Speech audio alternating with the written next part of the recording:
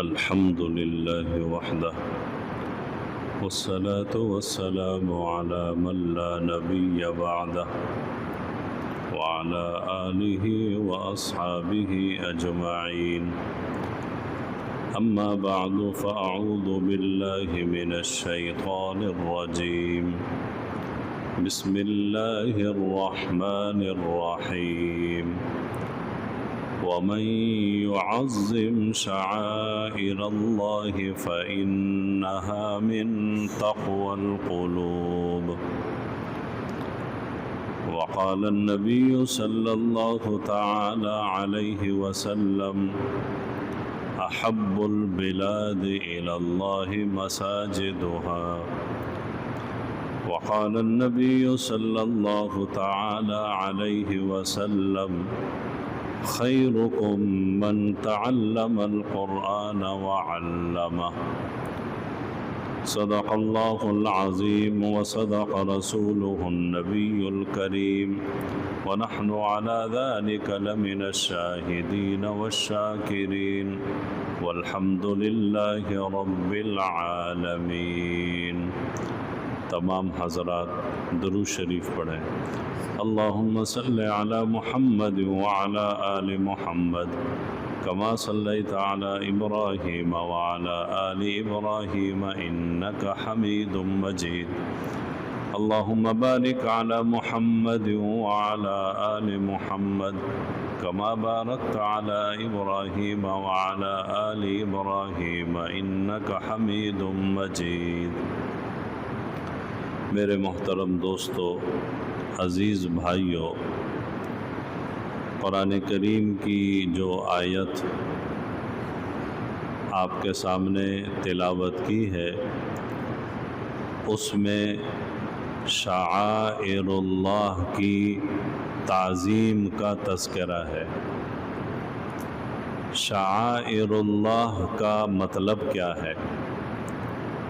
علماء لکھتے ہیں کہ شعائر اللہ سے مطلب مراد دین اسلام کی ہر وہ چیز جس سے دین کی، ایمان کی، اسلام کی پہچان ہوتی ہو.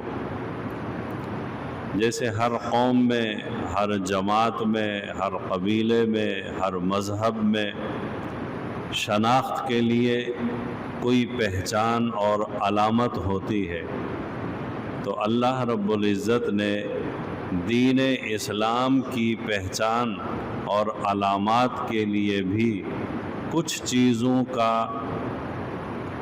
احترام کرنے کا حکم دیا ہے. وہ چیزیں شعائر اللہ کہلاتی ہیں، اور ان چیزوں کا تعلق چونکہ دین اسلام سے ہے، اللہ تعالیٰ کی شریعت سے ہے، محمد الرسول اللہ صلی اللہ علیہ وسلم کی رسالت اور شریعت سے ہے، تو ان چیزوں کا احترام گویا کہ اللہ کا احترام ہے. ان چیزوں کا احترام گویا کہ رسول اللہ صلی اللہ علیہ وسلم کا احترام ہے. ان چیزوں کا احترام گویا کہ دین اسلام کا احترام ہے. اب وہ چیزیں کون سی ہیں جو اسلام کی پہچان اور علامات کہلاتی ہیں؟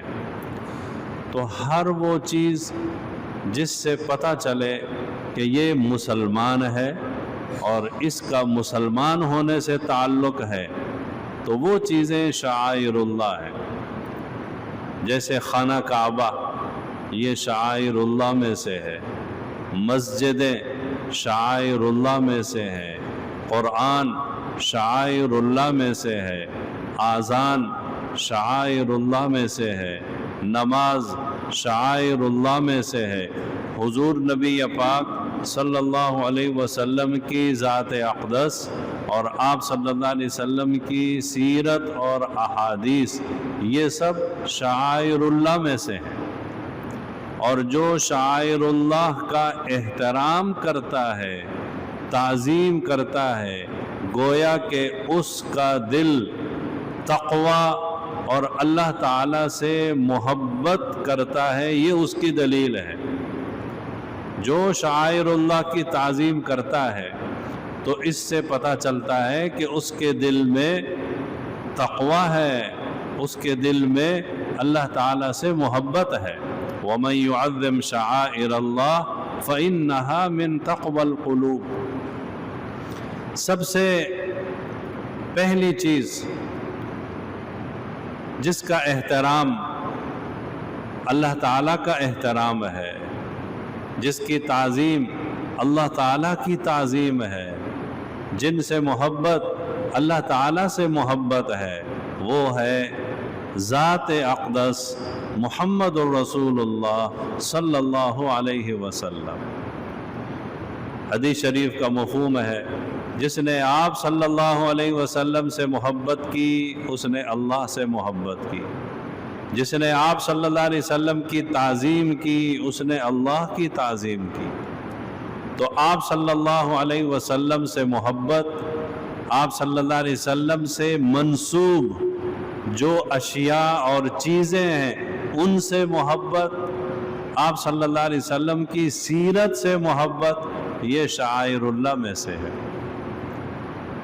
سیدہ ام حبیبہ رضی اللہ عنہا ام المومنین ہے، ہماری امی جی سیدہ ام حبیبہ رضی اللہ عنہا، ان کے والد حضرت ابو سفیان رضی اللہ تعالی عنہ فتح مکہ کے موقع پر وہ مسلمان ہوئے۔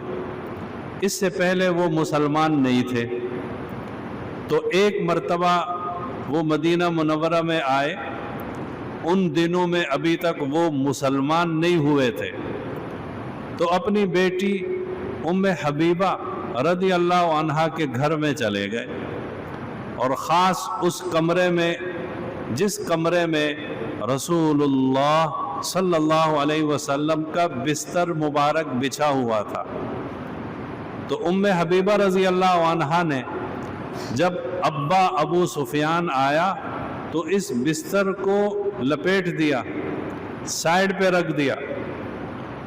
باپ حیران ہو گیا، عجیب ماجرا ہے، مہمان کے آنے پر چادر بستر بچھایا جاتا ہے اور ام حبیبہ نے تو بستر کو لپیٹ دیا ہے۔ تو اس نے کہا بیٹی خیر تو ہے؟ تو امی جی سیدہ ام حبیبہ رضی اللہ عنہا نے بڑا پیارا جملہ، بہت پیارا جملہ کیا ارشاد فرمایا۔ امی جی فرمانے لگی کہ ابا جان یہ پاک بستر ہے، پاک ہستی کا بستر ہے، محمد مدنی عربی امام الانبیاء صلی اللہ علیہ وسلم کا پاکیزہ بستر ہے۔ چونکہ ابھی تک آپ مسلمان نہیں ہوئے ہیں تو آپ اس پاکیزہ بستر پر بیٹھنے کے قابل نہیں ہیں۔ یہ احترام ہے، بستر رسول، چادر رسول صلی اللہ علیہ وسلم کا اتنا احترام۔ تو ابو سفیان نے بھی مذاق مذاق میں کہا بیٹی جب سے تم میرے ہاتھ سے میرے گھر سے گئی ہو نا تیرے مزاج بھی بگڑ گئے ہیں۔ لیکن امی جی سیدہ ام حبیبہ رضی اللہ عنہا کے دل میں احترام تھا، عظمت تھی، قدر تھا کہ یہ وہ بستر ہے جس کی نسبت ایک پاکیزہ ہستی سے ہے۔ حضور نبی پاک صلی اللہ علیہ وسلم خطوط لکھتے تھے، خط لکھتے تھے، فلاں قبیلے کے نام، فلاں قبیلے کے نام۔ یمن کا ایک قبیلہ تھا، آپ صلی اللہ علیہ وسلم نے جب خط لکھا تو اس قبیلے کے نام کے ساتھ لکھا کہ محمد الرسول اللہ صلی اللہ علیہ وسلم کی طرف سے اس قبیلے والوں کے نام، اس میں وہ نام بھی تھا قبیلے کا۔ تو جب وہ خط اس قبیلے والوں کے پاس پہنچا ہے تو خط کی یہ عبارت ان کو اتنی پیاری لگی کہ اس قبیلے میں یہ رواج پڑ گیا تھا کہ جو بھی اس قبیلے سے تعلق رکھتا ہے وہ رسول اللہ صلی اللہ علیہ وسلم کے اس خط کو زبانی اور حفظ یاد کرے گا کہ یہ مبارک خط ہے، اس کی عبارت مبارک ہے، اس کے الفاظ پیارے ہیں، اور محمد الرسول اللہ صلی اللہ علیہ وسلم کی زبان مبارک سے ہمارے قبیلے کا نام نکلا ہے، آپ صلی اللہ علیہ وسلم کے حکم پر ہمارے قبیلے کے نام خط لکھا گیا ہے۔ تو سیرت نگاروں نے لکھا ہے کہ جب بھی اس قبیلے کا بچہ شعور میں پہنچتا تھا تو وہ فوراً اس بچے کو یہ مبارک خط اور اس کی عبارت یاد کراتے تھے۔ حضور صلی اللہ علیہ وسلم کا خط سن 6 ہجری صلح حدیبیہ کے بعد آپ صلی اللہ علیہ وسلم نے جو خطوط لکھے ہیں ان میں پہلا خط لکھا ہے حبشہ کے بادشاہ نجاشی رضی اللہ عنہ کی طرف، اسحمہ اس کا نام تھا، اور خط لے جانے والے تھے عمرو ابن امیہ زمری رضی اللہ عنہ۔ جب یہ خط حبشہ کے بادشاہ نجاشی کے پاس پہنچا تو انہوں نے اس خط کو لیا اور اپنی آنکھوں پہ لگایا، پھر اپنے ترجمان کو بلایا کیونکہ خط عربی میں تھا اور حبشہ والوں کی زبان حبشی۔ ترجمان کو بلایا کہ یہ خط مجھے پڑھ کے سناؤ۔ تخت پر بیٹھا تھا، ترجمان جب خط پڑھنے لگا تو بادشاہ نے کہا یہ بے ادبی ہے کہ میں اس مبارک خط کو اپنے شاہی تخت پر بیٹھ کر سنوں۔ چنانچہ وہ تخت سے نیچے اترا، اس نے اپنا تخت چھوڑ دیا حضور صلی اللہ علیہ وسلم کے خط مبارک کی سماعت کے لیے۔ سیرت نگاروں نے لکھا ہے کہ ترجمان خط پڑھتا جاتا تھا، ترجمہ کرتا جاتا تھا اور بادشاہ کی آنکھوں سے آنسو جاری تھے۔ جب وہ خط مکمل ہو گیا، بادشاہ نے خط لیا، چوما، سر پہ رکھا، اور بعد میں اس نے اس خط کو ہاتھی کے دانت کے ڈبے میں محفوظ کر کے اپنے دربار میں رکھا اور کہنے لگا کہ جب تک یہ خط میری ریاست اور مملکت میں موجود ہے، میری ریاست پر کبھی بھی دشمن حملہ نہیں کر سکتا۔ یہ خط کی برکت ہوگی کہ دشمن کبھی بھی میری ریاست پر ہاتھ نہیں اٹھا سکتا۔ خط پڑھنے سننے کے بعد اس نے صحابی حضرت جعفر طیار رضی اللہ عنہ کو بلایا، اسلام قبول کیا، ان کے ہاتھ پر بیعت کی۔ کچھ دنوں کے بعد حبشہ کے بہت سارے لوگ مسلمان ہو گئے۔ سن 9 ہجری کے لگ بھگ حبشہ کے اس بادشاہ کا انتقال ہوا۔ حضور نبی پاک صلی اللہ علیہ وسلم نے ان کی غائبانہ نماز جنازہ پڑھی، اور حدیث شریف میں ہے امی جی سیدہ عائشہ رضی اللہ عنہا فرماتی ہیں کہ ہمارے ہاں مدینہ منورہ میں یہ بات چلتی رہتی تھی کہ شاہ حبشہ نجاشی کی قبر سے ایک خاص قسم کا نور اور روشنی دکھائی دیتی ہے۔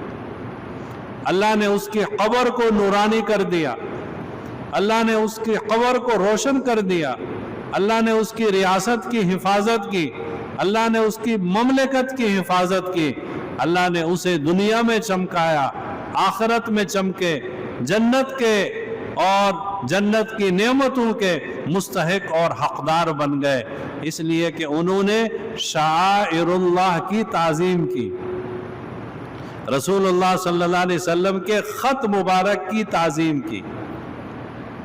ایسا ہی ایک خط کسرا بادشاہ کے پاس پہنچا جو فارس کا بادشاہ تھا۔ فارس میں مجوسیوں کی، آگ پرست لوگوں کی 1000 سال سے حکومت چل رہی تھی۔ جب یہ خط محمد الرسول اللہ صلی اللہ علیہ وسلم کا اس کے پاس پہنچا، اس نے تکبر اور غرور میں آ کر حضور صلی اللہ علیہ وسلم کے خط مبارک کو پھاڑ دیا، اور صرف خط مبارک کو پھاڑا نہیں بلکہ اپنے کچھ بندے بھیجے کہ جاؤ مدینہ منورہ میں جس شخص نے مجھے یہ خط لکھا ہے اس کو قتل کر دو اور اس کا سر کاٹ کے میرے پاس لے آؤ۔ اس نے کیسے ایسی جرأت کی ہے کہ میرے نام پر خط لکھا ہے کہ مسلمان ہو جاؤ، اسلام قبول کر لو، یہ کر لو، وہ کر لو؟ کون ہے وہ مجھے خط لکھنے والا؟ حضور نبی پاک صلی اللہ علیہ وسلم کے پاس جب کسریٰ بادشاہ کا یہ وفد پہنچا اور آپ صلی اللہ علیہ وسلم کو اطلاع ملی، آپ صلی اللہ علیہ وسلم نے فرمایا اس نے میرا خط پھاڑا ہے، اللہ اس کی سلطنت کو ٹکڑے ٹکڑے کر دے گا، اللہ اس کو ٹکڑے ٹکڑے کر دے گا۔ جب یہ وفد پہنچا مدینہ منورہ میں تو حضور صلی اللہ علیہ وسلم نے فرمایا میرے رب نے تو مجھے ابھی ابھی اطلاع دی ہے کہ تمہارا بادشاہ تو کسریٰ فارس وہ تو قتل ہو چکا ہے، اس کے بیٹے نے اس کو قتل کر دیا ہے، اس کے بیٹے نے اس کو قتل کیا ہے۔ کچھ دنوں کے بعد بیٹے نے باپ کو قتل کیا کہ میں بادشاہ بن جاؤں، بادشاہ بن گیا باپ کو قتل کر کے۔ کچھ دنوں کے بعد وہ شاہی مطب خانے میں گیا جہاں بادشاہ کی دوائیاں اور کشتے رکھے ہوئے ہوتے تھے، تو اس میں ایک شیشی پر لکھا ہوا تھا کہ یہ والا کشتہ جو ہے بہت طاقتور ہے، بہت مقوی ہے، بڑی طاقت والا ہے۔ تو بیٹے نے سمجھا کہ میرے باپ میں جو بڑی قوت اور طاقت تھی وہ ایسے کشتے کھانے کی وجہ سے تھی، وہ کشتہ باپ نے خود ہی بنا کے رکھا تھا، اسے ڈر تھا کہ یہ بیٹا مجھے کسی دن مارے گا، تو اس بیٹے نے وہ کشتہ کھا لیا، وہ حقیقت میں زہر تھا۔ اب جو ہی اس نے وہ کشتہ سمجھ کر کھایا، زہر کھایا، مر گیا، بادشاہ بھی مر گیا، اس کا بیٹا بھی مر گیا۔ حضرت عمر رضی اللہ عنہ کے زمانے میں فارس کو مسلمانوں نے فتح کر لیا اور اس سلطنت کے ٹکڑے ٹکڑے ہو گئے۔ یہ ہے رسول اللہ صلی اللہ علیہ وسلم نے جو ارشاد فرمایا کہ اس نے میرے خط کی تعظیم نہیں کی اور اس کو ٹکڑے ٹکڑے کیا ہے، اللہ اس کے ٹکڑے ٹکڑے کرے گا، اس کی سلطنت کے ٹکڑے ٹکڑے کرے گا۔ جس نے شعائر اللہ کی تعظیم کی، احترام کیا، اللہ نے اس کو چمکایا۔ شعائر اللہ میں سے ہے آذان۔ مفسرین نے لکھا ہے کہ مدینہ منورہ میں ایک نصرانی تھا، مؤذن جب آذان دیتا تھا اشہد ان محمد الرسول اللہ، تو وہ نصرانی جواب میں کہتا تھا حرق الکاذب، اللہ کرے کہ یہ بولنے والا جھوٹا جل جائے، یعنی وہ مؤذن کو جھوٹا کہتا تھا کہ یہ محمد رسول اللہ صلی اللہ علیہ وسلم کی گواہی اور شہادت کیوں دیتا ہے، وہ کہتا تھا یہ آذان دینے والا جھوٹا جل جائے۔ تفسیر کی کتابوں میں لکھا ہے کہ بس کچھ دن ہی گزرے تھے کہ اس کے خادم آگ جلا رہے تھے، اس آگ میں سے ایک شعلہ نکلا جس نے اس پورے نصرانی گھر کو اس کے گھر والوں سمیت جلا دیا۔ آذان کی بے حرمتی کی، آذان کی بے قدری کی، شاعر اللہ کی تعظیم نہیں کی، شاعر اللہ کی بے قدری کی، اللہ رب العزت نے اس کو کیسے آگ میں جلا دیا۔ اور اس کے مقابلے میں کتابوں میں واقعہ لکھا گیا ہے کہ ایک خاتون تھی، جب بھی آذان کی آواز سنتی تھی سر پہ دوپٹہ نہیں ہوتا تھا، فوراً کپڑا اٹھا کر سر کو ڈھانپتی تھی۔ لکھا گیا ہے کہ جب وہ عورت فوت ہو گئی تو کسی نے اسے خواب میں دیکھا، کیا ہوا؟ کہا اللہ نے مجھے آذان کی تعظیم کرنے کی برکت سے بخش دی۔ شاعر اللہ کی تعظیم یہ حقیقت میں اللہ کی تعظیم ہے۔ تو شاعر اللہ میں سے ہے محمد रसूलुल्लाह सल्लल्लाहु अलैहि वसल्लम की ज़ात अक़दस और उनसे मंसूब खुतूत, सीरत, अहादीस, सब चीज़ें। शाइरुल्लाह में से है आज़ान, शाइरुल्लाह में से है कुरान, कुरान की ताज़ीम है, कुरान का एहतराम किया जाए, कुरान पढ़ने वालों का एहतराम किया जाए। ग़ज़वा-ए तबूक के मौका पर एक मुनाफिक कुरान करीम पढ़ने वाले क़ारियों के बारे में कुछ नाज़ेबा अल्फाज इस्तेमाल करने लगा कि ये जो क़ारी है ना, बस हर वक़्त खाते पीते रहते हैं, झगड़ा करते हैं, जिहाद में नहीं जाते, नऊज़ुबिल्लाह। हुज़ूर सल्लल्लाहु अलैहि वसल्लम को इसकी खबर हुई, फ़ौरन कुरान करीम की आयतें नाजिल हुई कि इस बदबख्त मुनाफिक ने कुरान पढ़ने वालों की बेकदरी की है। तो कुरान, आज़ान, मुहम्मदुर रसूलुल्लाह, खाना काबा सल्लल्लाहु अलैहि वसल्लम, खाना काबा, उलमा, मस्जिदें, सब शाइरुल्लाह में से। पहले ज़माने में ये होता था कि लोग मस्जिदों का बड़ा एहतराम करते थे। कोई गाड़ी पर गाना लगाए हुए आता होता, जो ही देखता था कि मस्जिद करीब आ गई है, गाना म्यूज़िक बंद कर देता था। लोग शादी ब्याह की खुराफात मस्जिद के करीब नहीं करते थे, और आजकल तो मस्जिद के करीब ढोल भी बजाए जा रहे हैं, बाजे भी बजाए जा रहे हैं।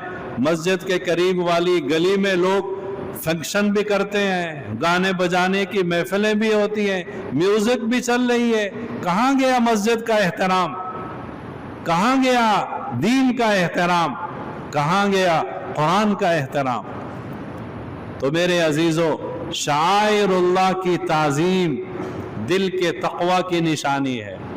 उलमा शाइरुल्लाह में से हैं। उलमा की ताज़ीम, उलमा के बारे में कभी भी गलत बात ज़बान से न निकालिएगा। हज़रत इमाम शाफ़ी रहमतुल्लाह अलैह फरमाया करते थे कि अगर उलमा अल्लाह के वली नहीं है तो इस ज़मीन पर मुझे बताओ कौन अल्लाह का वली हो सकता है। हज़रत इमाम मोहम्मद रहमतुल्लाह अलैह के बारे में आता है गालिबन, या इमाम अहमद रहमतुल्लाह अलैह के बारे में, कि जब उनका इंतकाल हुआ, किसी ने उन्हें ख्वाब में देखा। क्या हुआ आपके साथ?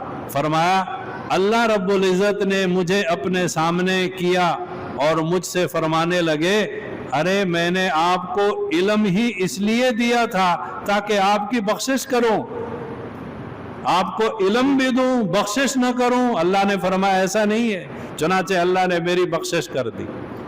अल्लामा दमीरी रहमतुल्लाह अलैह ने हयातुल हैवान में लिखा है कि इमाम अहमद रहमतुल्लाह अलैह एक नहर पर वुज़ू फरमा रहे थे, तो एक शख्स इस तरफ बैठा था, वो भी वुज़ू कर रहा था, और उसके वुज़ू वाला पानी इमाम अहमद रहमतुल्लाह अलैह की तरफ आ रहा था।